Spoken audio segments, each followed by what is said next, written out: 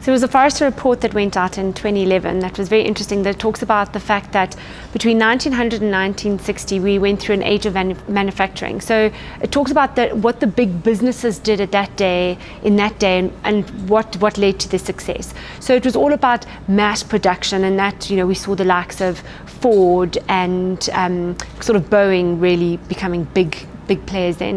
In 1960 to 1990, it wasn't just about mass production, but it was also about distribution. So we saw us moving into the age of distribution. So it wasn't just how well you produced it, how well you started distributing your products on a global scale. What was very interesting, between 1990 and 2010, we've moved into the age of information. So we've now got connected PCs, we've got supply chain, that suddenly we've got so much more information and access to information about all the things that help us make business that much stronger. And we've seen contenders like Google and Amazon.com really become standout businesses of that time. I think the most exciting era is what we're moving into now, which is the age of the consumer. We have never had a consumer that's more enabled than they are right now, knows more than they know right now, and are demanding to be put at the heart of businesses and the heart of thinking about our products and our services and what we provide. And I think now is a very exciting time, this age of the consumer.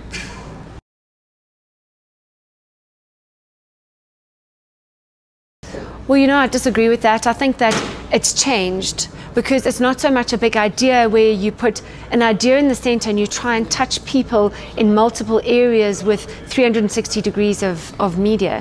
What it is, though, is we're looking for ideas that really resonate with people. So yes, we love our terminology. It's the era of the resonant idea. So it's the area of the idea where we want that idea to be brought on and really taken on by people and invited in. So those ideas that resonate with me, those ideas that really get me to invite you into my space and to share you with my social channels and give me that social currency, those are the ideas that we're seeing stand out. You know, we saw it with the Red Bull Stratus campaign. I don't think you can look at anything and you don't talk about content and you don't talk about big ideas without actually looking at that. And it resonated with people and it rang true. It didn't feel like a gimmick, because it was consistent to what Red Bull have always been and what have always told us. And it was something that we got social currency out of sharing.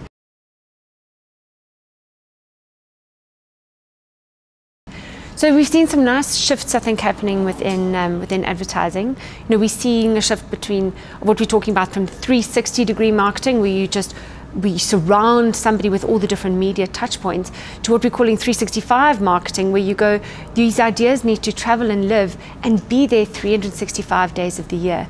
Consumers are going to ask for you when they want you. They're going to search for you when they need to find information about you, and it's making sure we've got the ability to be there when they need us, not simply when we want them. So we've also seen another exciting shift, I think, from integrated thinking to connected thinking. So it's not just about how do we integrate all our different channels together, how do we make traditional and digital work together. It's not about that anymore. It's actually going, how do we better connect to our consumers? And it comes down to having a better understanding of what it is those consumers want to connect with us for, and what it is that's driving them, their motivating factors. So getting really much to a good understanding of who our consumers are and what their motivating factors are.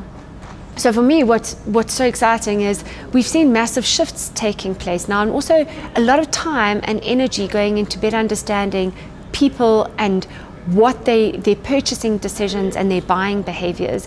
I'm very excited about the field of behavioral economics, which is being spearheaded by Rory Sutherland out of the UK, really looking at that convergence of psychology and economics and looking at it in real world. So it's not what we know from theory, it's what we learn through practice. And it's the fact that we behave irrationally, but consistently so. And I think this is leading into a very exciting area and time for us as marketers.